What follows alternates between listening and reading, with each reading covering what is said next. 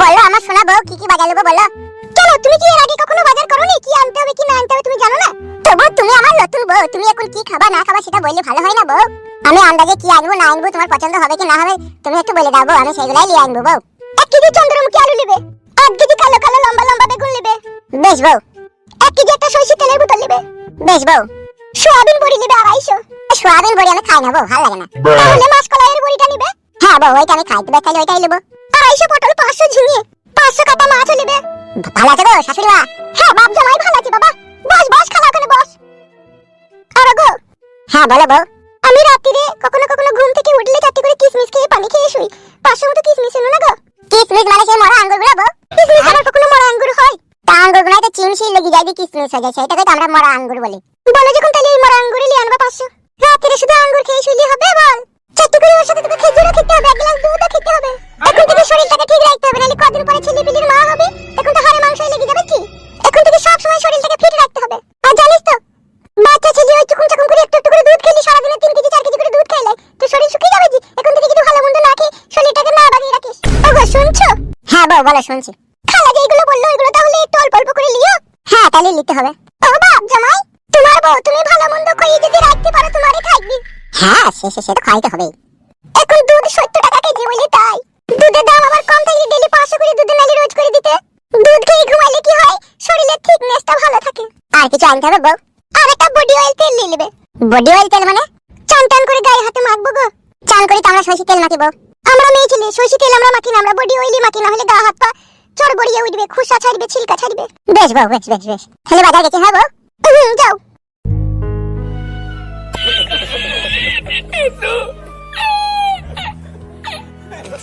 ভাত না খেলি খালা? হ্যাঁ মা, চারটি কুমড়ো দিয়ে আলু তরকারি ছিল, মুড়ি খেয়েছি। তুই ভাত খাইনি নাকি? আমিও খেলাম, মুড়ি খেলাম। সে কালকে রাতে উস ছোলা সিদ্ধ করে রেখে দিয়েছিল, ও ছোলাটা নুন দিয়ে খেয়েছিল, আর ওই কাঁচা ছোলা আমি চারটি মুড়ি দিয়ে সরষে তেল দিয়ে মাখিয়ে খেলাম। ভালো মন্দ খাবি মা, ভালো মন্দ খাবি। স্বামীর বাড়ি আইছিস, সে তোর জীবন জৈবন সবই লুটিপুটি খাবে। এবার তুই তার কাছ থেকে যদি ভালো মন্দ খেয়ে যদি শরীরটাকে বাগিয়ে বুগিয়ে না রাখিস, তোর শরীর শক্তিপুক্ত হয়ে গেলে সে আবার অন্য মেয়ের দিকে নজর দেবে। সেই জন্যই বলছি মা।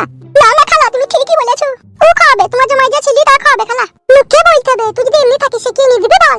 যতক্ষণ পারবি দুমড়ি দামড়ি খাবি, শরীর থাকবে চাঙ্গা, তবেই তো ভাতারকে বুগলে তলায় রাখতে পারবি তুই।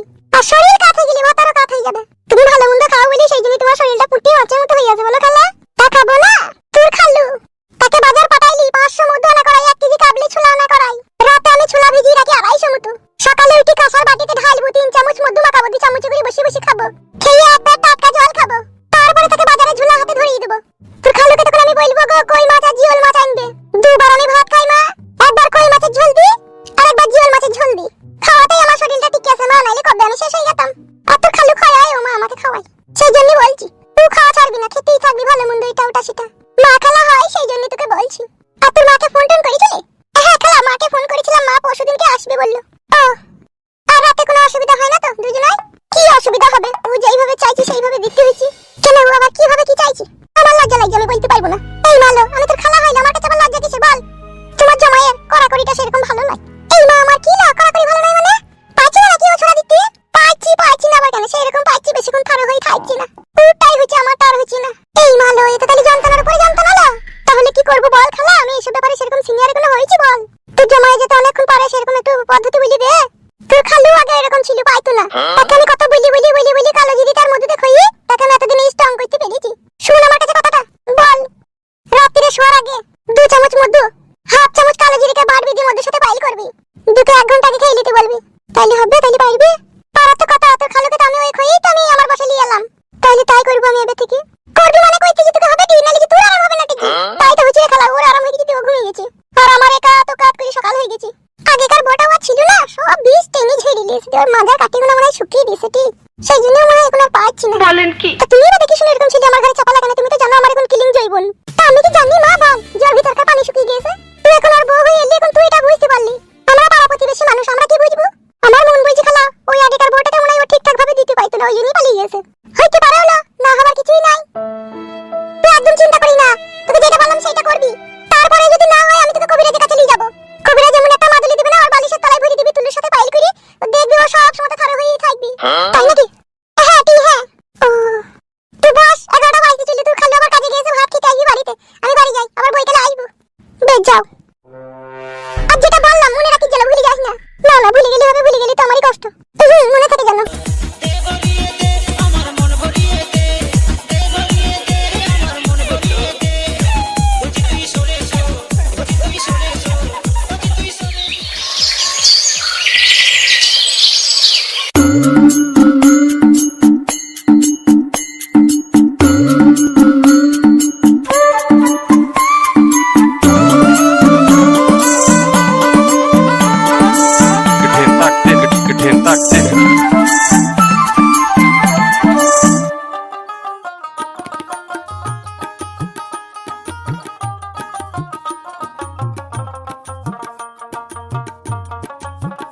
সব বাড়া ঠিকঠাক লিখছি তো, আবার কিছু ভুলে যায়নি তো? সব ঠিক আছে। কে রে ফুটু নাকি রে? কেমন আছিস কেমন রে? ভালো আছি, তুই কেমন আছিস? আমিও ভালো আছি। পেছিয়ে গেলি কেন? তা কি তোর মুখে মুখ ভরবো নাকি? তুমি ছিলি নাকি? বাবা রে, আগে বাড়া তোমার সাথে কত কথা বলতে লিবে, কত ইয়াকে মাতিল, কত জায়গায় ঘুরতে গেছিল। এখন তো বাড়া চিনতেই পারছিস না মনে হচ্ছে। এমনি কিছু বলা থাকলে বল, সবই চিনি সবই জানি। এরকম করে কেন কথা বলছিস ভাই? তোর সাথে তো আমার কোনো ঝগড়াও হয়নি, কোনো অশান্তিও হয়নি।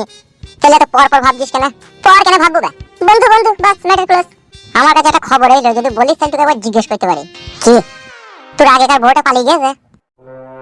সত্যি করে বলছি ভাই, আমি জানি না, আমাকে একজন বললো বলি আমি তোকে জিজ্ঞেস করছি। পালিয়ে গেছে? হ্যাঁ পালিয়ে গেছে। কার সাথে পালিয়ে গেছিল? তোর বাপের সাথে, বাপ ভাতের বেটা। হেগাল দিছিস কেন রে বোকাচোদা? এই কার সাথে পালিয়ে গেছে না আগে তোকে সব কইতে দিতে হবে নাকি আমাকে? গান মারা কি সবাই এখানে এসে? আর ঠিক হয়েছে, শালার বউ পালিয়ে গেছে। পালিয়ে গেছে তো কি হবে রে বোকাচোদা? আবার আমি বউ পাইনি নাকি? ওর থেকে ভালো জিনিস পেয়ে গেছি বে। ফুটুলো, আমার নাম ফুটু। ফুটু যেই রাস্তা দিয়ে একবার হেঁটে যায় সেই রাস্তায় মেয়ে লাইন লাগিয়ে দেয় বে। বাল কপালি চোদা, এসব বাল আমার বালের তলায় ঝুলে। এরকম বালের ছড়ি চলে গেলে আমার কোনো অসুবিধা নাই। আবার আমি সুন্দর বউ পেয়ে গেছি, ফর্সা পারানি, মোটা গাটাও আছে। একদিন লেগেই দেখা মারা কেমন মেয়েকে বিয়ে করলি। দিলি লেবে কথাটা শালা হারামি। কেন? ওই স্কুলে আমি পড়ে নিল যে আমার বউকে তোমাকে লেগেই দেখাবো।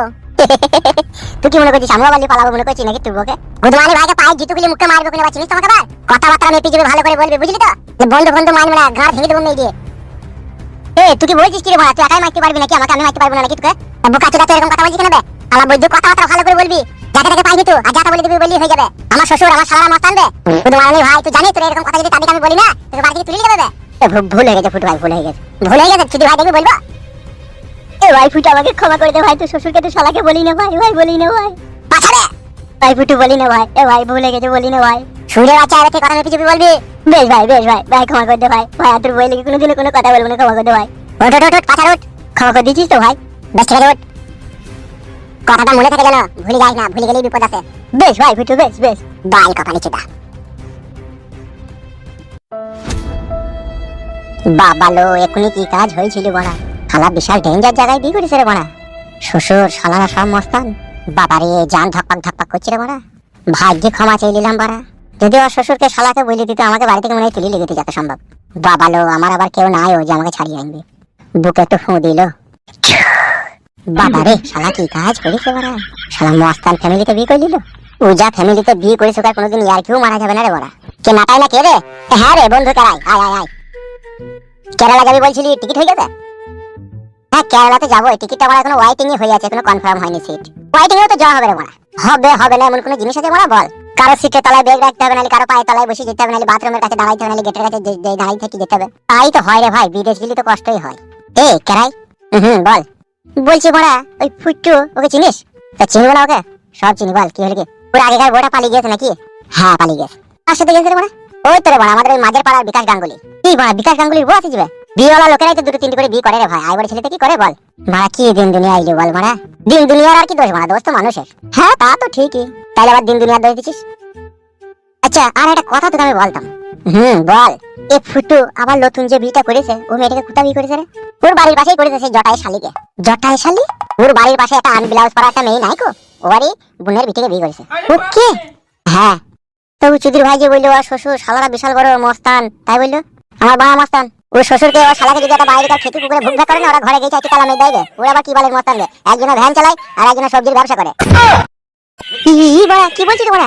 টাপা চোদা, আমি ফুটুর বন্ধু, আমি ও কোথায় হাগে কোথায় খাই কোথায় শয়, কে ওর শ্বশুর কে ওর শাশুড়ি, আর আমি তো আর বিয়ে দিয়ে নিয়ে এলাম, আমি জানবো না? তাই নাকি? তাইলে ওর শ্বশুর সারা মস্তান নয়, বালের মস্তান। গুদমানি ভাই ফুটু, কি হলি দিবে? আরে শালা কত বড় বৈধু রে ভাই। আমি আমার বইয়ের বিষয়ে জিজ্ঞেস করতে আমাকে কি বললি জানিস? কি বললো? শালা হারামি বলছে আমার শ্বশুর বিশাল বড় মস্তান, আমার শালা বিশাল বড় মস্তান। তো জানিস তোকে এখন কি করতে পারি আমি? আমি তো ভাই হাও করে কিনতে ফেলেছিলাম, তারপর পায়ে ধরে ক্ষমাও চাইলাম। নিচু করিবে কে উঠে মস্তান নাই বে, শালা কি কাজ করেছিস তো? তুই যে চিটিংবাজি আমার সাথে করলো, এর জন্য এক বিশাল পস্তাইতে হবে দেখবি। আর ও শালা তো আমার সাথে বেইমানি বিশ্বাসঘাতকতা করেছে রে। কি বলছিস রে মারা? ও তো আমার প্রাণের বন্ধু ছিল বে। ওর নতুন বিয়ে করা 2 দিন হয়েছে, যে বাড়ি থেকে বেরোইছি না।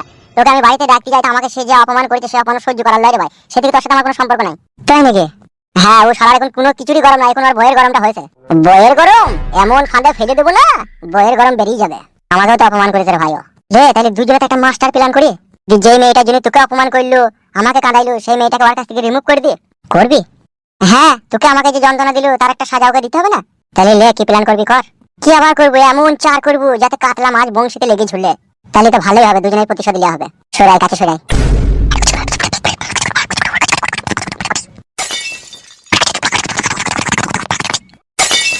কি বলছিস?